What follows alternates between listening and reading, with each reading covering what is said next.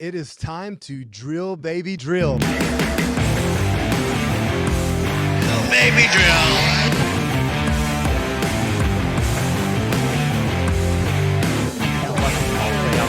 Very personal.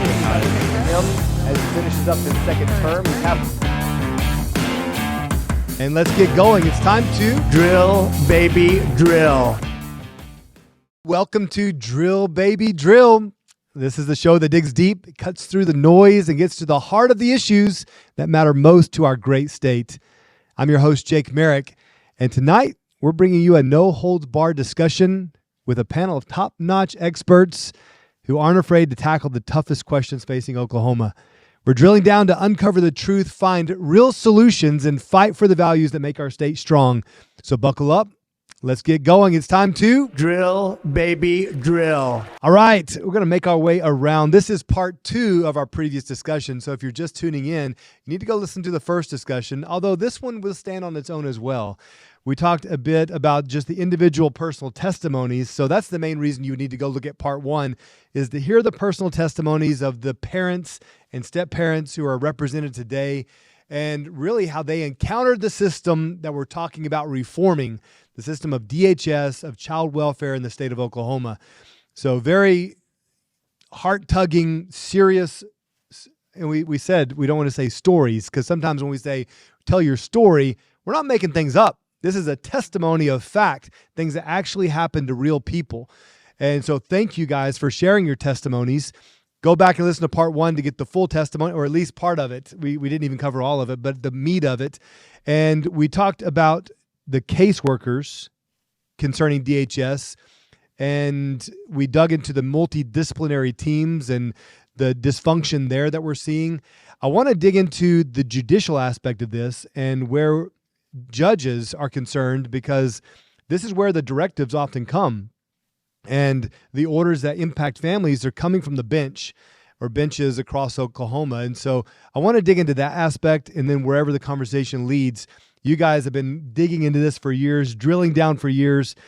Katie, I want to start with you this time. You've written a story recently, a testimony recently, concerning a case with DHS that I'm telling you what, guys, you got to be prepared when you read it. But again, we have Katie with Visit with Substack, v1sut.substack.com. And you need to go check out the story. Katie, I want to let you give an overview of what we're talking about. And then as we dig into judicial corruption, what was highlighted in this particular case? Sure. So to let people know about this particular case with DHS, I first became involved when a teacher at Moore Public Schools here in Oklahoma was arrested on a cruise ship, a spring break cruise in March of 2024.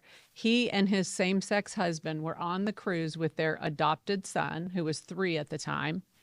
And those men were taken off of the ship and flown back by federal authorities because one of them, man one, I will say, his name was Solon Harrison, was arrested for molesting another child on the ship, not their adopted son, another child that had come on with his family. He was from Arkansas. All we know is that he was a child under 12 from the indictment, right? So Moore Public Schools had him step down, unpaid. There was an investigation. He was indicted in June of last year. And 9 days after his indictment by federal authorities, so the FBI investigated this, he took his own life by suicide, okay?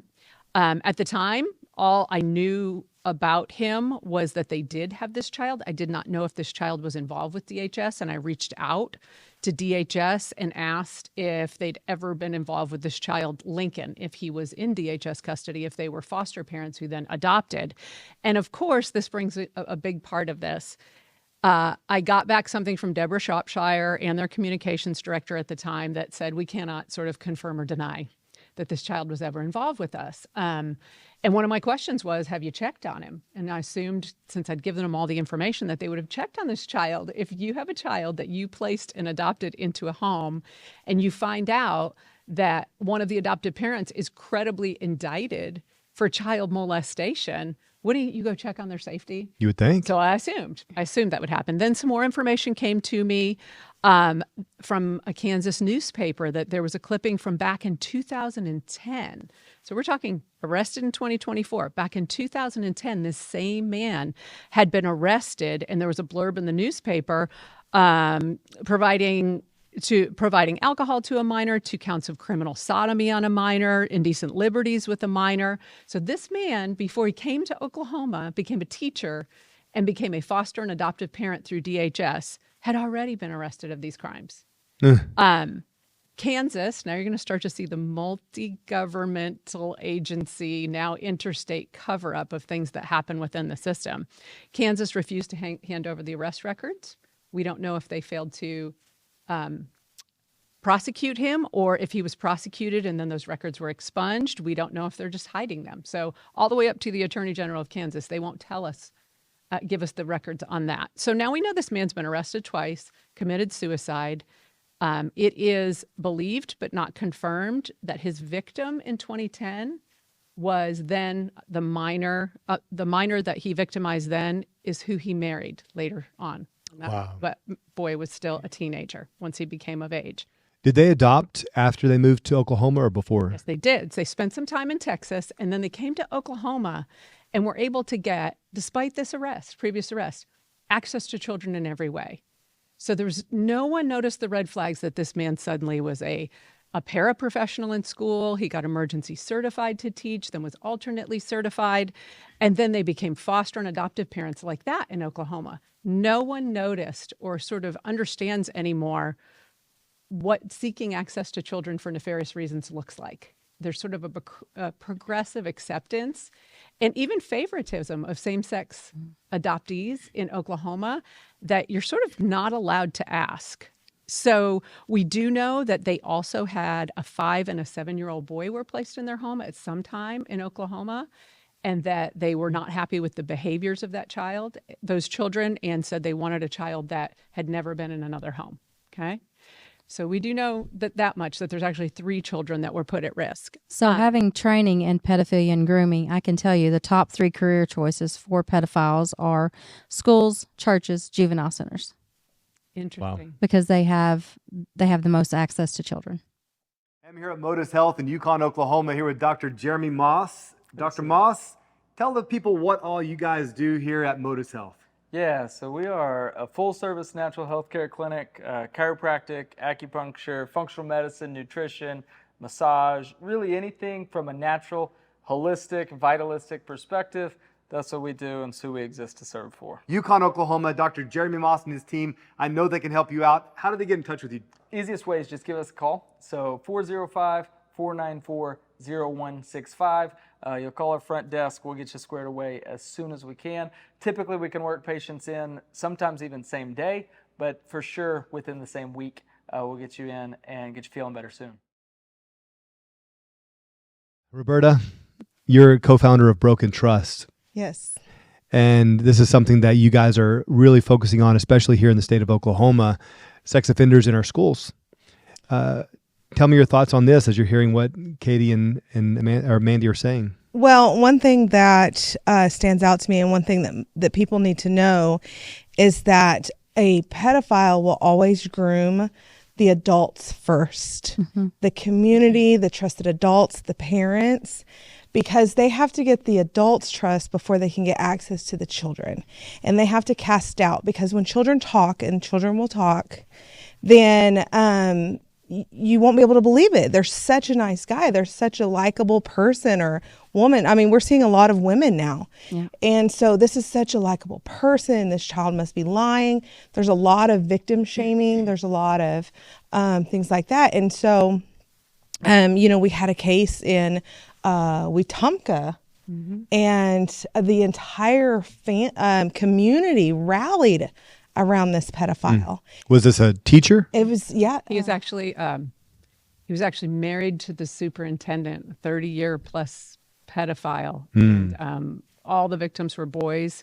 He was actually placed by his wife as the head of alternative education, mm-hmm. in his own building, away from any other supervision, a coach, teacher.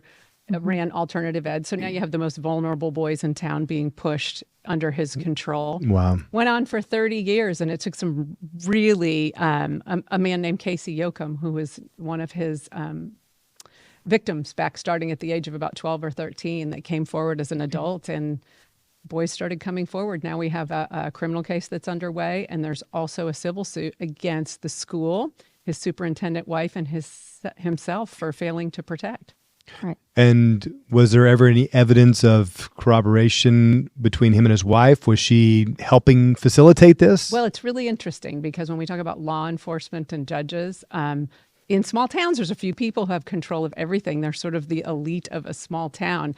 And he was very, very protected to the extent that the DA and the sheriff's office didn't feel like it was necessary to search his home, his classroom, or the Dairy Queen that they own, where they employed a lot of his victims as young teens.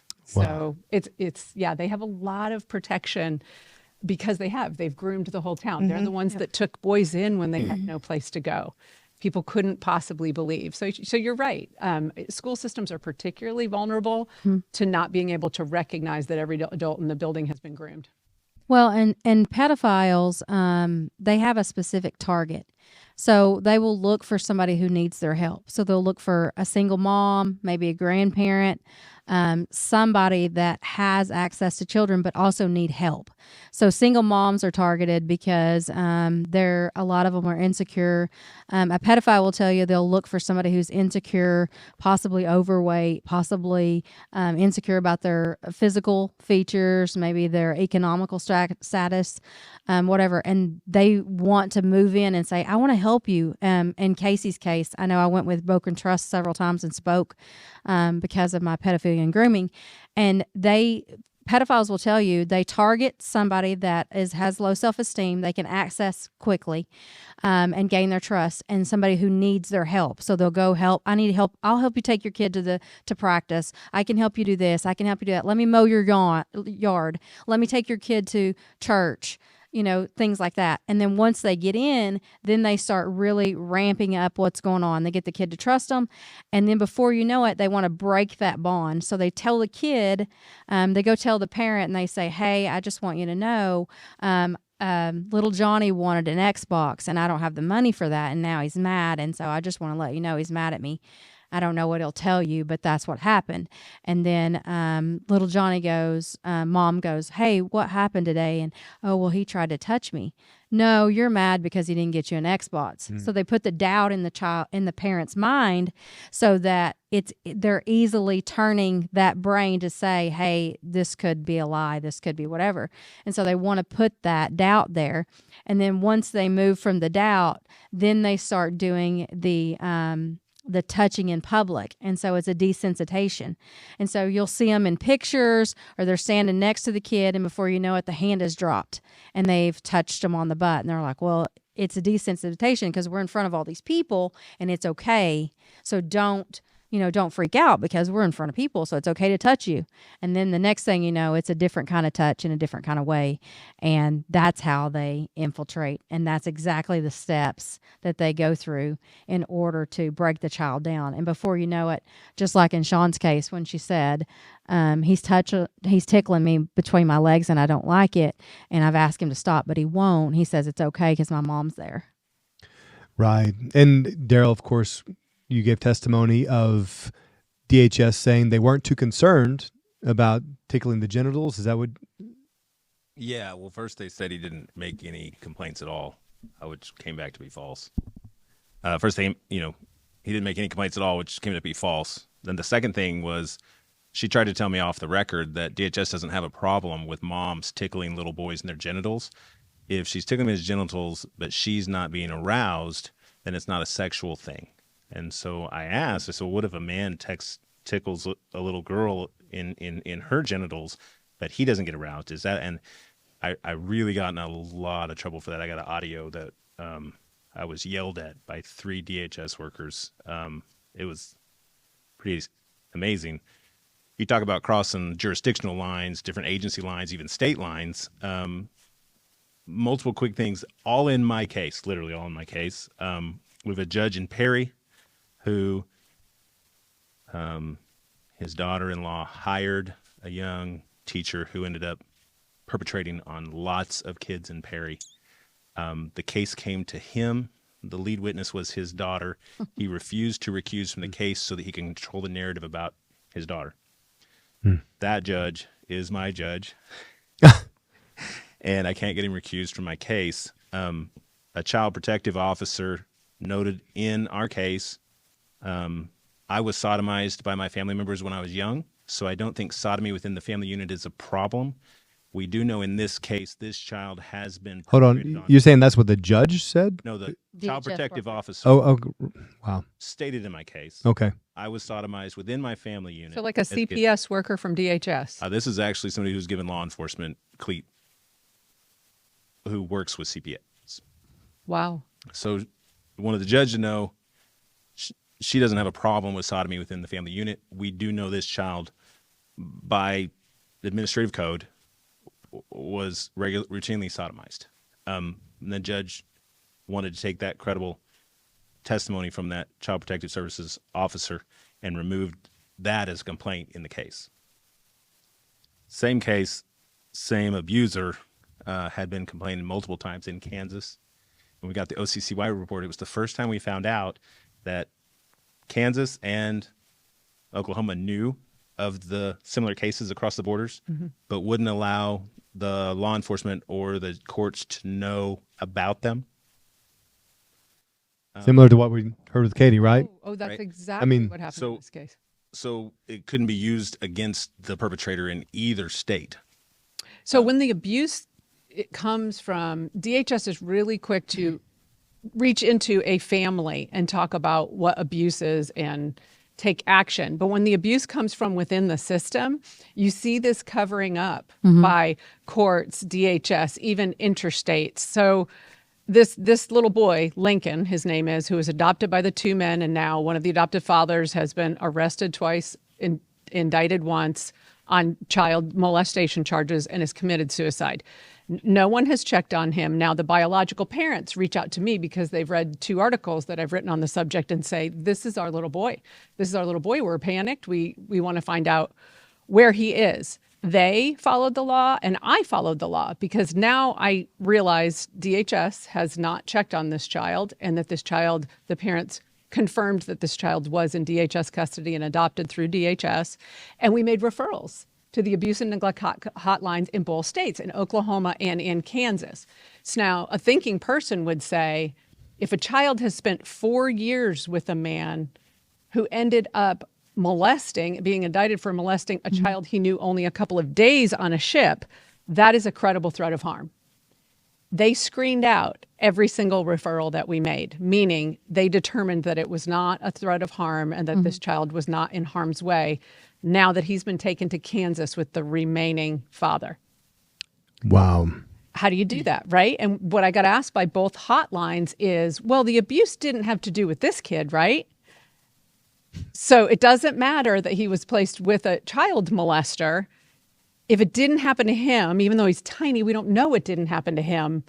They don't feel like they need to go ask the questions. I found that just astounding. And when you look into the judge part of this child would have never come into custody. It was outside of law. It was outside of policy. If you go and read the article, but the judge, this was down in Cleveland County, and for a long time, there was a man named Stephen Bonner that was the juvenile deprived judge. That's the judge that sees all the DHS cases. And he was a very fair, child advocate. He was replaced just 3 weeks before this child's birth. And this child came into custody, what I would deem as illegally, right after that happened. So the judge makes a very big difference. District Judge Bethany Stanley, she was appointed by Governor Stitt just 3 weeks before, in November of 2020, and Lincoln was born in December of 2020. So do we know the circumstances around the child coming into custody? Absolutely. Absolutely. Okay. So it's all in the article. His parents were extremely honest about previous drug use. When his parents are still together. They're a married couple. They have another son that they're taking wonderful care of. So we have a really good outcome on one side. The adoptive family, not so much. But mom was very honest about her drug use. She went on her own when she found out that she was pregnant with Lincoln and went to the Star Clinic. So the Star Clinic prenatal clinic is at OU Medical Center. It's funded with our tax dollars, and it's for any pregnant mom who's had any history of substance abuse. They will give her treatment if she needs it. They will help her to not use anymore. They will give her high-risk prenatal treatment so that there's a healthy baby that goes home with parents. They're supposed to work hand in glove with DHS with the goal of making sure this family stays together. Supports in the home after, everything. Really successful program. She went there, was clean. Unfortunately, in the middle of COVID, December 2020, she called and said, my water broke, I'm in labor. And they said, we're too crowded, you can't have the baby here. The simple fact that she had her baby in Cleveland County and not Oklahoma County put her outside of the reach of those services. A CPS worker in Cleveland County walked into the hospital when that child was 13 days old. She had tested negative for all substances. The child's umbilical cord, which is a longer term drug use, historical drug use test, negative for all substances. And they took that baby anyway and immediately placed that baby with these men who said they wanted a baby who'd never been in a home. So I have to contain my emotion. It's a lot. There. You think about what the child went through, but that could have all been avoided because of a decision of a CPS worker. Mm-hmm. And was a judge involved in this decision? Oh yes, this judge who had just taken over, Bethany Stanley, they broke the law 10 ways to Sunday. There was not an adjudication on this case up. We don't know when or if adjudication happened because I interviewed the permanency worker who was closest to this case.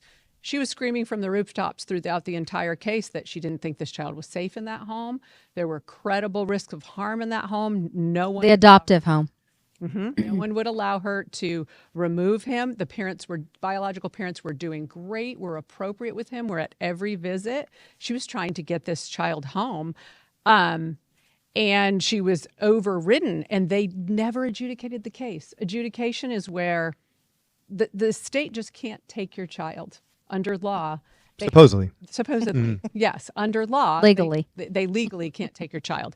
Within 30 days, they're supposed to have adjudication hearing where they prove with evidence in the court that this child needs to be in state care, be made a ward of the state because of the circumstances at home. It just didn't happen. Mm-hmm. You get up to 90 days and the law says, yeah, no, you can't do that at all. This child needs to go back. You get to 180 days and the law says that child's no longer in state custody. Parents have custody again. They overrode that and got another emergency custody order. Who overrode it? The court. The judge. In conjunction with law enforcement. And you said this judge was an appointed judge, correct? Yes, appointed by Governor Stitt in November. And Jake, remember your bill. Yeah, but please give the details of it. This is what we worked hard on when we first met. We did. Jake, I told him my story about an appointed judge, which is Judge Mueller, that Roberta and I share. And Judge Mueller was an appointed judge. And when they're an appointed judge, they get to sit in a position until they decide they no longer want to sit in that position. And so, I met with you and I was like, Jake, this is a real problem. And he ran a bill that said, we're not going to have appointed judges. You're going to run for position because those constituents of those counties have to go before that judge. And if that judge has no accountability, can't lose their seat by an appointment, then that's a real problem because they can stay there forever and wreak havoc on families, which is what Judge Mueller has done in her reign since 2019, since she was appointed out in Pottawatomie County. Unaccountable. So she's held unaccountable. The district judges are not holding her accountable, the ones above her. And so, and I thank you for that bill. We didn't get it pushed across the line, but it needs to go back in because it does. Yeah. These appointed judges got to be marked out. Yeah. We have to take it back to the ballot. Right. Let the people who are sitting under their authority decide whether they are qualified and have earned that position. And, there's so much market talk there about the corruption within the legislative system that we need to address. But, speaking of judges, I want to get to your testimony as well, Daryl. And then I want to come back to why we could speculate that the child was forced, I would say, to stay in the foster home that he was. So first, Daryl, talking about this issue of judges and the work that needs to be done in this system. You've obviously confronted this with your case, and speak to it as much as you can. I know you have several pending cases. Yeah, I'll be super fast. I think in order to get to the heart of the matter, I'm going to have to go to a case outside of DHS to prove where the problem is, if that's okay. If you bear with me, I'll be let's do super it. fast. Richard Glossop case. The prosecuting attorneys, who are just attorneys, fraudulently put information into the case. They know that false testimony is put in the case, and they restrict information from the case. That's direct violation of due process. That's not a fair and equal court. 17 years this man's been on death row, right? All of our courts in Oklahoma determine that it's okay to have the fraud. All of our courts determine it's okay to have the lack of evidence. All of them say you can destroy evidence. All of them say we're moving forward with death penalty anyway, right? It goes to the United States Supreme Court, and in short order, the United States Supreme Court comes back with the most embarrassing reprimand of our Oklahoma courts you've ever heard of. There's no integrity in the Oklahoma courts if there's no due process, and there's no due process when you knowingly allow fraud in your courts. We're sending this back. He's not on death row. You have to address the fraud. You have to kick the fraud out, and you have to allow all the evidence for due process, or you're not following the Constitution. I mean, what a rebuke of our system. And when you look at every one of these DHS cases, you realize they're not based on fact, they're not based on law, and therefore they're what's called void ab initio. It means every decision they make, it cannot be followed. It cannot be. It was not made on fact or law, right? Right. And that's what the Supreme Court is saying about our entire judiciary. Okay, so now I want to get into the judiciary in our case, right? So, through 11 years of this fight, again, I had a good judge, and he passed. And a judge coming into the situation wrecked my son's life, right? I was finally able to expose the fraud that DHS was entering into all these cases. The two pieces of the fraud were that my son made no complaints, which he did, and that DHS had investigated, which they hadn't. An investigation was done that proved he did make complaints, and they didn't investigate. That was one piece of the fraud. The other piece of the fraud was once I got access to this document from a city attorney who resigned to give it to me, they changed course, and they said, Mr. Doherty has made voluminous calls to the DHS hotline, and he continually calls the police department. And so he's the problem. We're going to have to reduce his time with the kid. So I made an open records request for all the calls I made to the police department, and Oklahoma DHS, in conjunction with Collins, Zorn, and Wagner, filed a protective order over me, which is current. I cannot speak to my elected officials, any management at City Hall, or ask for any open records in regards to the safety of my child. Where did this come from again? This is a protective order granted by this new judge in Payne County. Who protected his daughter, who protected a pedophile. No. Not wrong. Different, Okay. but There's so many. I know. Same court. It's so corrupt. So the protection. It's an illegal protective order that could never happen unless I agreed to it. Collins, Zorn, and Wagner law firm called a law firm that did not represent me in Oklahoma County, and the two of them agreed on my behalf. I showed up to the protective order hearing, and they said, this is closed. You already agreed to it. What? I said, no, I didn't, Judge. He said, too bad, you already agreed to it. I can't get out of it. I'm in it. I can't speak to my elected officials, my administration, the police department about the safety of my child, or I'll be in contempt of court and I'll get arrested. I've actually been 2 hearings, bench warrant, because they think I teetered on the line of speaking to somebody who's actually a customer of mine at my shop, who's an elected official. Long story short. Okay, move on from that. No, I have to stop a second. Okay. Yes, You ma'am. see this over and over, and probably when you read this article Yes. about Lincoln Lockman. Government agencies circle the wagons to cover each other's sins. And when you see a family that's being crushed by the system, when they have the law in hand and they're right about the law and they push back, they try to crush them. Yes. Yes, so Dr. Shropshire and Amy Whitson, Deputy Director of the State of Oklahoma DHS. Mm-hmm. I told you there was 2 pieces. I was continually calling DHS, and I was continually calling the police department, right? Mm-hmm. Amy Whitson has this OCCY report. She's emailing back and forth with Dr. Shropshire. Then Amy Whitson emails a caseworker in Oklahoma County, not my county, and says, hey, here's an email that we have from Daryl. Cut and paste it, make it say this, and send it in like he's making a referral to the hotline. I saw that in a story about you. The lady included me in the email because she wasn't paying attention to all the emails on the case. So I started getting this conversation. Wow.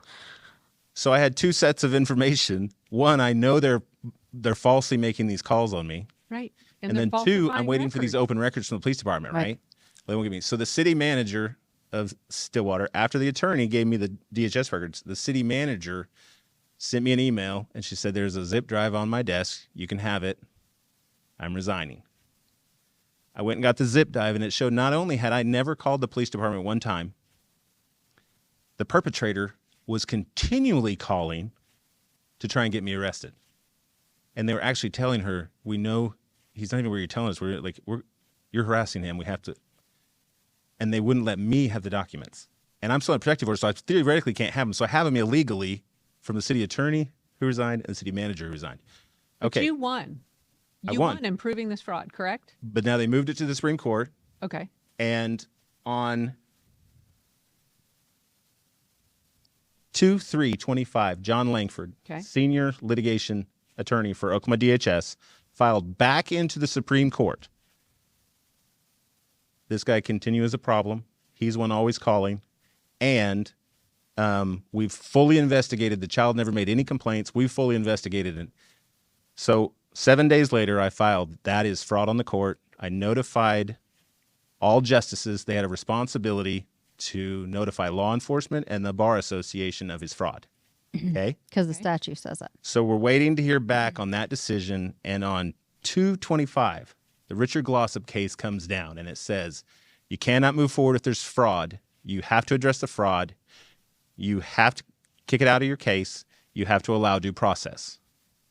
The next day, Chief Justice Rowe of the Oklahoma Supreme Court struck my notification of fraud from the court and allowed the fraud to stay, letting the United States Supreme Court know that he does not have to listen to them. He does not have to listen to the Constitution of the United States.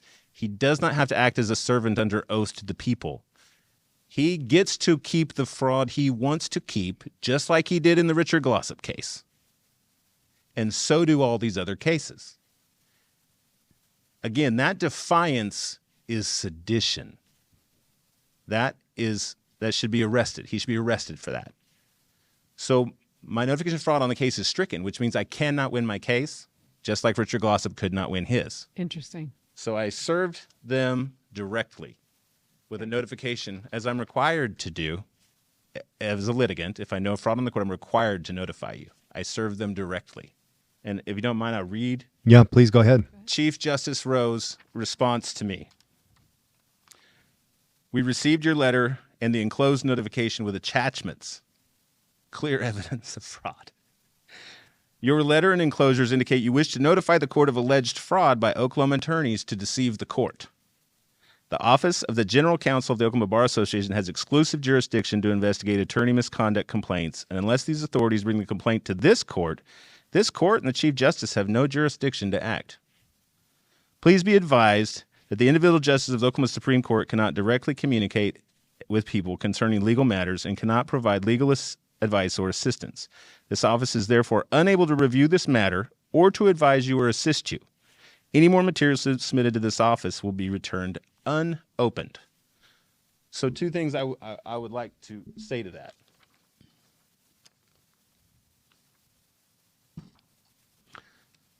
Oklahoma Statute, Title 5, Chapter 1, Appendix 4, Section Rule 2.15b. A judge having knowledge that a lawyer has committed a violation of the Oklahoma Rules of Professional Conduct that raises substantial question regarding the lawyer's honesty, trustworthiness, or fitness as a lawyer in other respects shall inform the proper authorities. I notified the justice he was derelict in his duty. He had an obligation to notify law enforcement and the bar. And he notified me that he has a right to be derelict and he has a right to be in direct sedition of the United States Supreme Court. There's no integrity in our courts, we cannot protect our kids when our judges are hanging on to the fraud of their friends, when our judges are protecting the money aspect that incentivizes hurting children is a money generator like no other. In the Richard Glossop case, our Attorney General notified the United States Supreme Court that attorneys had entered fraud and perjury into the court, and therefore he needed to relitigate this case to bring justice. He is the highest ranking law enforcement officer in the state. He has an obligation to prosecute perjury felony. Why didn't he do that? He's also an attorney who has an obligation to notify the court of fraud and perjury. The judges have an obligation to notify law enforcement and have it investigated, and they do not. There's another case out of Stillwater, Oklahoma. A young man grew up in Stillwater, Oklahoma. It's the exact same as the Richard Glossop case. His name is Tremaine Wood. He happened to be on scene when a person orchestrated a crime. Another person killed a person in that crime, and he was there. I'm not saying he was innocent. The person who orchestrated the crime, hardly any penalty. The person who committed the crime was given life, and Tremaine Woods was given death. All because the prosecutors entered fraud and perjury into the case. Federal attorneys notified our courts over the last 3 months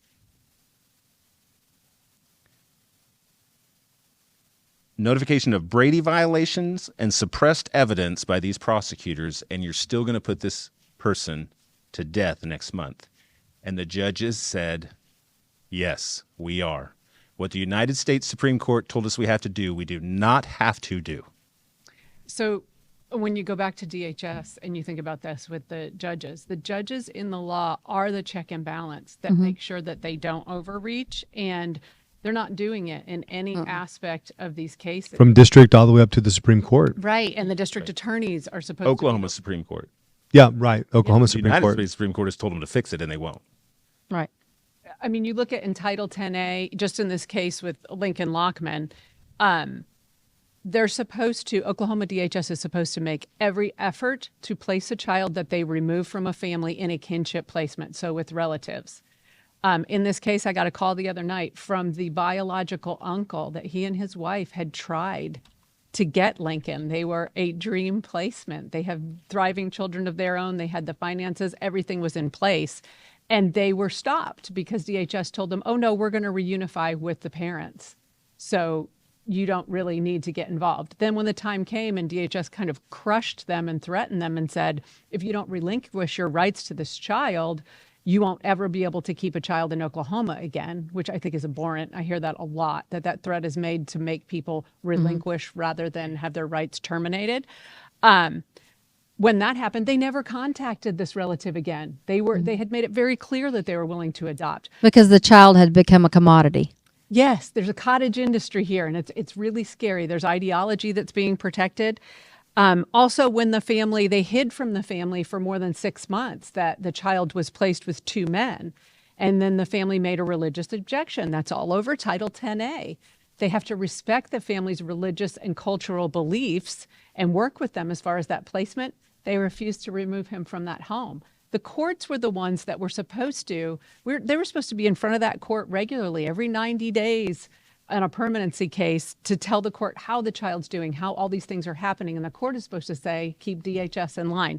None of it happened. The judge even allowed them to not. The judge continued the adjudication over and over and over so that these parents never got a lawyer.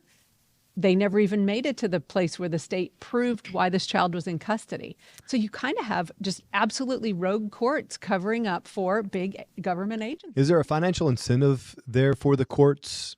Absolutely. Absolutely. What is it, Roberta? I mean, Well, why would they cover them up so relentlessly and so consistently across the state? the family court system in general is, I mean, they're extorting money out of everybody. And if you look at the families that they go after, It's not the wealthy and it's not the poor. It's the middle class. These are the families that will sell the family business. Yep. They'll put up the family farm to protect their children, and they'll jump through all the hoops, and they'll do everything. They'll go to the classes, and this court will drain them dry. And these are the families that will go to court month after month after month and hear the judge tell them that this case has been continued for another month. And you hear these families, they've been in court for years. Well, we did. We were for 2 years, and every single time the bio mom would not. She had not got a job. She did not live up to the expectations of the court. Yet it was extended 3 months. They would move the goalpost. Every 3 months it was moved 3 more months. For 2 years we saw this happen. And what you see is, you go out on a weekday and you see the judge and your lawyer having steaks together, and I mean, it's clear everybody's friendly in this situation. They are. Everybody's friends. The judge might be friends with a guardian ad litem, and if you don't know about that, the court can order a guardian ad litem to step in to sort of be the best interest of the child. What people don't realize is the family has to pay for that. And Right. It's very expensive. That Well- gets ordered. The parents aren't asking for that. So that's another cottage industry here. Of and money. and my aspect of that, so I do supervise visits for people, and I do that. I have mending fences supervision. I do that as a courtesy from what I saw parents go through, what I saw my husband go through, and I do that to try to flip cases, to be the one person that is cheap, that these people can afford, that can go in and I get to the root of the problem. I see it for what it is. I don't listen to the nonsense, and I go in the court and be a voice, because if DHS gets there before you and they overpower your voice, the judge will take their word every single time. The only case I know that the judge didn't take their case is the King case out of West Oklahoma. And the judge said, before you talk to the children or do any more, you'll do it in a deposition. And that stopped DHS in their tracks. But they add all these players into these cases, and you get, like in Sean's case, they entered in a therapist. They chose the therapist. The therapist decided no phone calls, no this, no that. You can't have an overnight. You can't do this. You can't do this. You can't take her around your family. And the whole time he's paying money. Then they're like, well, now you need a GAL. So here comes the GALs. So the last, Guardian ad litem. yeah, the guardian ad litem. The last one we got, he said, and we have him in recording, I'm not going to charge you very much. You guys had paid $15,000 to the one before that, $3,000 to the one before that. His bill's $43,000. Wow. Okay, it's Judge Richard Kirby. He was ousted. I worked the campaign against him. He didn't disclose that to the court. He did not disclose that I worked the campaign against him to get him ousted, because everybody was like, he's got to go. He's not a good judge. He didn't disclose that to the court. He should have never been appointed to Sean's case when I worked a campaign against him to oust him out of his seat. Right. Definitely a conflict of interest Right. there. Yes. Yeah. And so you see all of this, but just like, Adam Panter stood up and said, hey, this is what's going on. And that's what Daryl has a copy of. And Adam Panter, DA. district attorney. From Potawatomi from County. Potawatomi Yep. County, Mhm. and he made this big showing, and he was like, I'm going to protect the children. I'm going to do that. I'm going to protect the children. Look at what's going on in my own county. And he wrote this amazing letter. Yeah, I read it. I tried to get an interview with him and Right. and had no response. I heard that was common around Right. the state. That it sounded great, sounded bold, but we've got to follow through with that. Right. And What, Daryl? Do you have a statement from him? What do you? Oh, no, I just had his statement here. It defines everything we've talked about as good as I've seen anywhere. If you don't use the multidisciplinary teams, you hurt the kid. And he's saying they're not using the multidisciplinary teams right? Right.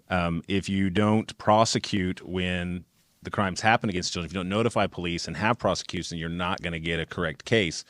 DHS, like I said, doesn't have a, maintain the evidence. They don't have a chain of evidence. They don't do that. Law enforcement does that, right? In my case, a DHS worker diagnosed me as having as being crazy. Because they're qualified to do that. Yeah. Right. So the counselor actually had to get up and actually write another letter and say, hey, just so you guys know, I see children that was perjury about my report. I've never said anything about Daryl's mental state or capacity. And what he's saying here is what we're getting at. Every single step, every multidisciplinary team, it becomes a racketeering scheme, right? Mm-hmm. I would like to present another set of racketeering scheme that is probably the most financially devastating to our state of any that nobody sees. Oklahoma Municipal Assurance Group provides insurance for every city in Oklahoma, and ACCU Assurance ACCO Assurance of County Commissioners of Oklahoma does every single insurance for every county. Anytime DHS is involved with an issue with the police or law enforcement or sheriff's department, those insurance groups are on high notice. Watch out, we might get sued. They always call Collins, Zorn, and Wagner. And Collins, Zorn, and Wagner actually comes in and instigates hurt on the healthy families so that they can then start litigating and billing the cities and counties. Now, I can get in a lot of trouble for this, and that's fine. I'm already under a protective order, and I'm already in this fight. But the district attorney in Oklahoma County and the state auditor actually already investigated them, actually found this to be true, said they further victimized the victims. They caused tremendous expense to the taxpayers. They removed due process and were hurting our victims worse. And it's actually hundreds of millions of dollars from our taxpayers to one entity. In 2014, this study was done. It continued through 2016, and it showed that OMAG Insurance and ACCO, all your counties and cities, use 93% of this particular insurance, this particular law firm, and they were sanctioned, but it was not released. It was sealed, and the state auditor quit reporting their audits every year. You cannot go to the state auditors and see ACCO or OMAG anymore. That's illegal. Yes. And that money racketeering is massive. And so we see it on the, $2,000 a month with the guardian ad litem and $4,000 with our attorney, and the judge actually gets incentivized retirement by the more separated families he builds, so yep. We see this on a daily basis in, this $30,000 to $300,000 per family. Mm-hmm. The taxpayers are seeing it in the hundreds of millions, but they're not seeing it. Well, and because it's not on the state auditor's website. The dirty underbelly of that is like you said in your case and in this case, when the citizen pushes back about this overreach into their family and has the law on their side, the government then tries to crush and further harm. And like you had a similar situation as the Lockmans, when they pushed back and said, okay, the 180 days, this child isn't in custody anymore, they cut their visitation with their child from 2 hours a week to a half hour a week. Yep. So you're seeing this ugly sort of, we'll get you if you fight back, rather than the courts being the check and balance and keeping the agencies in check. They're allowing them to further perpetrate on the citizens. Wow. Yeah, which is what happened in Sean's case. I went out, met you, said, hey, let's do something. Let's work a bill. Let's do this, that, the other. The judge said in his case that day, if you don't stop your wife, and this is exactly what she said, I can't do anything to her because she's not a party, but I can do something to you and I can take custody of your kid. They're very, very powerful. And I mean, now we've got Lincoln Lockman is still, no one's checking. Off in the wind. In Kansas. They know exactly. He's back in Kansas. He's in Kansas with the remaining adoptive father. No one has investigated abuse associated with him or the other two children that were placed within the home. They've screened out all reports of possible abuse there, and there are almost no recourses. We're really lucky that we have 3 legislators who have jumped on this story: Molly Jenkins, Justin Humphrey, and Gabe Woolley. They're all asking for records and subpoenas to happen to undo these privacy laws that are doing nothing to protect families and everything to protect agencies. So we've got some good fighters in there trying to get to the bottom of this, but they are very much untouchable. All the other checks and balances have failed. Let's drill into that a little bit. That's where I want to end this is, of course, we're drilling in to find solutions. There's so much more we haven't gotten to. We're going to have to do another show just on the protected class. Right. And the other issue that we're seeing, this common trend in our state with a preference for homosexual couples. Right. That seems to be a very real thing. We'll have to again devote a whole show to that. But let me just let's just touch on one thing super quick, Jake. Let's just touch on Lincoln Lockman. Yes. You know, they said they're not going to go out and look at this kid. So let's think about that. He's been with them since birth. You know, I told you a story earlier about these children that have been perpetrated on from a young age. When they do find him, he knows no different. They perpetrated on him likely his entire life. He wouldn't know to tell. Or he'll be old enough he'll get arrested for perpetrating on someone else. Right. Beyond the 30-day requirement for permanency checks, post-adjudication review boards are supposed to be checking into him every 180 days. And that post-adjudication review board money is never spent, never followed through, and all these cases they're never checked on because the independent post-adjudication review board, which is volunteers from your community, would never let this happen. So they'll never let them see it. So this is a runaway train, and it almost seems like you have to pull up the tracks. You know, how do we stop this train? Is there any other way except for pulling up the tracks? I mean, from your personal experience, what would you have done in your own individual cases or the cases you've investigated to get a different outcome that actually favors and protects the children? So let's drill down on that for just a few minutes.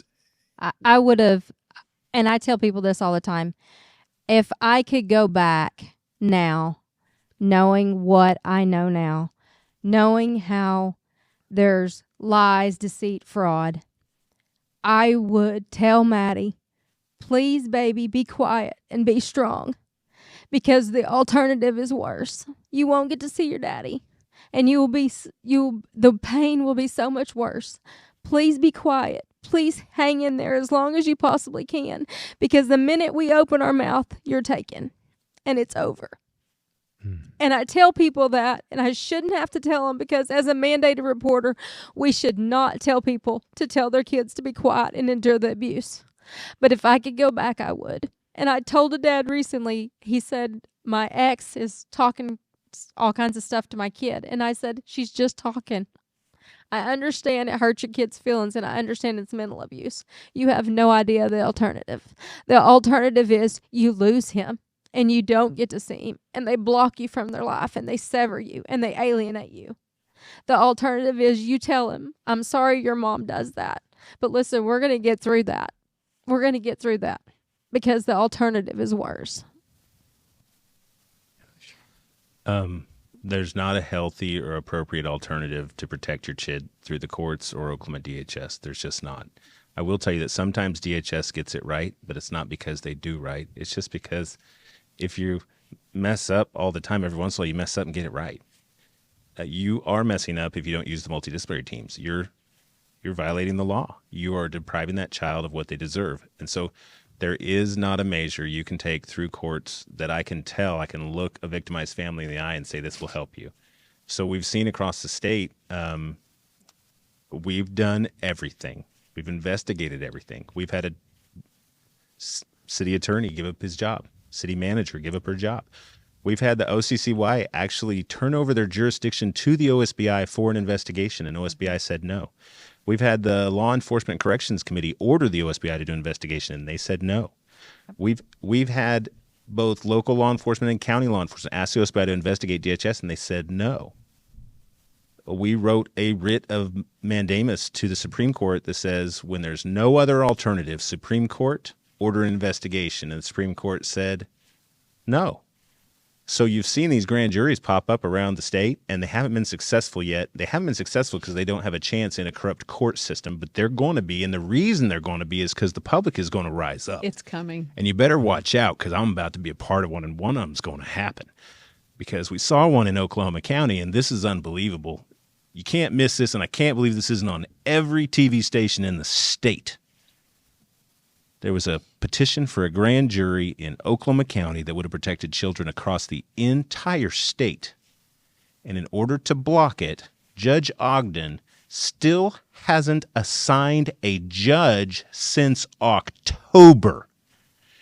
He had 4 days because he knows the moment he sees evidence of child abuse, he's required by law to order an investigation by Title 10A.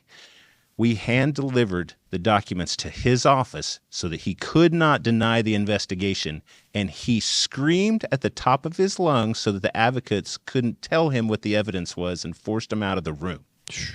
In order to override that, we had our state legislator, J.J. Humphrey, send a certified email to him that include hundreds of pages of proven abuse, of proven crimes that are happening currently by DHS workers, by Annette Jacoby, the director of the Oklahoma Commission of Children and Youth, already determined. So he opened his email. He has it. He knows when he assigns a judge, he has an obligation to order an OSBI, so he will not assign a judge. How can you not assign a judge? Somebody go look at the Oklahoma grand jury. So if you see another grand jury petition get filed somewhere across the state and you're thinking, man, those poor people, or they've failed there, stand behind them. Get behind them. That is the people's court. Yep. If they get that grand jury, it is a higher authority than even the president of the United States. And that's why the local DA doesn't want them to do it. Right. That's why the local judge doesn't want them to do it. That's why local law enforcement doesn't want them to do it. That's why our attorney general doesn't want them to do it. Mm-hmm. That's why our governor doesn't want them to do it. And that's why our House leadership blocked it. So when you see a grand jury petition pop up, go to that county and help. Yep. Amen. Wow. And that's The people we're are rising. banking on you, Jake. I'm as sorry? our next governor. We're banking on you as our next governor to tackle this. Because we know you're for the people and you're for the children. That's exactly right. It's not going to come down to one person, Right. Absolutely. but it's going to require individuals who are going to empower the people and let the people, like you said, with this grand jury petition, let the power of the people be released. And it's only being held back. The purpose of the government is to secure these rights. Instead, we're standing in the way of them. Right. And that has to be removed. And it's very clear in the Declaration that whenever they fail, it's the right of the people to alter or to abolish it. Right. And that I completely agree. This is where we're coming, is the rise of the people. Right. And it's the only answer, it seems to me, that will address the rampant abuse from the bottom to the top and the top to the bottom. I'd like to get some closing comments from this side of the room. When you look at what we see here, the testimonies and the rampant abuse of the system that's resulting in the abuse of our children by the system, Roberta, where do you go? Well, years ago, I raised my right hand and I swore an oath. And I thought this was the greatest country. I thought this is the greatest country in the world, right? Freedom, we have all these freedoms and when something like this happens, you have children and you promise them you will protect them. You say, I'll protect you. I will always protect you. And something like this happens and they call you and they beg you to help them. You promised you would. You promised you would. And you can't. Your hands are tied. You can't. And so my own government has made me a liar to my children. And this did not happen overnight. This isn't overnight. This is years and years and years of citizens of this country, of this state, living with their head in the sand and letting the government take their rights from them little by little by little. And when they take it, it's twice as hard to get it back. It was given to us and we squandered it. We didn't pay attention to it, and we said we trust our government, and that was the wrong thing to do. And now here we are fighting, barely with our heads above water every day, something new. Every day I hear another case. Every day I see another, family, and we're fighting so hard, and it's like we're not getting anywhere, and we're just spinning our wheels and spinning our wheels. And so when we go into session again, and all these lawmakers stand up there at the microphone, and they come with the cameras, and they say, I'm going to introduce this legislation and that legislation and this legislation. We don't need more government. We have district attorneys and judges that won't even enforce the government we have now. You cannot make them enforce what we have now. And you have lawmakers up there that want to make a name for themselves to create more government. Let's not celebrate that. Let's hold those people accountable, because they're not holding other people accountable. They're not holding judges accountable. They're not holding district attorneys accountable. And who is paying for it? It's us. We're the ones paying for it. Every time I see them every day up there compromising. Well, we have to compromise. We have to compromise to get this. We have to compromise. The only people in this state that are compromising are the citizens, the taxpayers, the ones who don't get anything out of it. And so pay attention. It's only the greatest country in the world if you're involved in it, if you're paying attention to it, because if not, they will take it away from you. And when the government shows up at your doorstep and says, I'm here to help, you should run. Amen. Amen. Yeah, I'm remembering the wise words of Reagan. The 9 most frightening words is, I'm from the government and I'm here to help. Now I'm from the layers of the government. Yeah. And Katie, you can help wrap it up here, this conversation. You've experienced working from the inside. Now you're looking at it from the outside. And what would you say is a viable solution to this rampant corruption in the state of Oklahoma? Well, when I look at the Lincoln Lockman case, you're right. It's not going to be one person. There were so many points of contact where this could have ended with a healthy child at home with their biological parents and growing up and thriving. From the very beginning, DHS could have said, good for you, Mom. You sought out the STAR program, and they've said you're being successful here and you're not doing drugs. And you know what? Good luck with, God bless, go home with your baby. Or we're going to do a home-based case just to make sure, and we're going to send someone by to make sure you have everything you need. We would have a completely different result. Ironically, that's what the law says. The law says that they should have done. So if they had followed the law, if we had had a judge who would have said, oh, sorry, DHS, you haven't even proven that this kid should be in custody, that child would have gone home and he would have been in a healthy place and we wouldn't be worried about him right now. If they had listened to this amazing permanency worker who'd been with them for 12 years and left DHS because of this case and how it was handled and never adjudicated and the parents' rights were stepped on, if they had listened to her about the risks in the home, she obviously had appropriate protective instincts and she could see that they were dealing with something that we now know was a huge risk to children. They didn't listen to her. We have so many places down the road where there were mistakes and steps outside of the law. In this case, the easiest solution is that the new Oklahoma DHS director, who has yet to respond any comment about this story when requested, would step up and say, we need a mechanism for government to correct its own mistakes. For OKDHS to say, we've messed up here, and to go through those points and go find this child. Find out if this child is okay. Truly investigate what the 3 children in those homes have been through. Get him home. Be a hero here. We have a brand new person who said this was going to be handled differently when someone stepped down after all these problems. I would sure love to see it. I'm super appreciative of the legislators that are trying to get this information and get past these privacy laws that are keeping us from seeing how those mistakes happened. But I would think the head of the agency would be the one to step out and say, this has been reported, and if this is true, it's not acceptable. We don't treat families that way. Or the governor. Correct. Or the attorney general has power. You know, anybody in a position stamping up. I mean, that's why I so appreciate Representative J.J. Humphrey. You have to always give him props because he's been bold, even at his own personal expense. You know, the chairmanship being taken from him. And it takes more people willing to die, more people willing to give up their reelection, give up their chairmanship, give up their position to do what's right, to do what's just. And unfortunately, we're just not seeing that. We're seeing people being bought out. We're seeing people cover for other agencies and their buddies next door, this incestuous relationship with the family court, and all at the expense of our children. And so absolutely, this is the day of Oklahoma Rising. This is the day of the people standing up, taking their state back. And we need elected officials who will stand beside them to allow them to do that.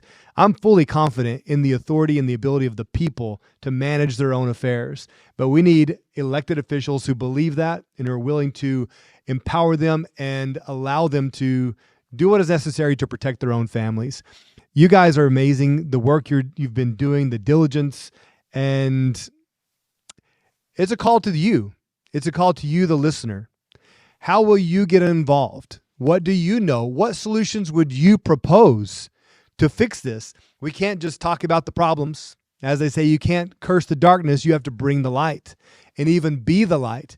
So how will you get involved in the grand jury petition in your county? How will you be a signature on that and even bring it to your neighbor to say, sign this, let's get on board, let's call this judge to account, and let's have a grand jury investigation? I mean, now's the day. I think this is the day of the people rising to take their state back, and you are a part of that. It's a call to action for everyone. This is Drill Baby Drill, and that's what we're doing is we are drilling down on the issues to find answers, find solutions, and it may be that the answer, in fact, is you. It's me.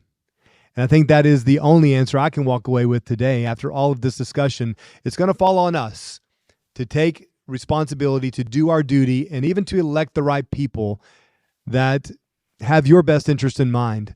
So I appreciate you tuning in. Love your feedback. Be sure to send that to me, jakeforthestate@gmail.com. And be sure to like, share, and subscribe. We need to get this message out in so many places. So be sure to spread this message. I appreciate you tuning in. We're going to have more discussion on this topic very soon. So be watching for that. God bless you all. Baby drill.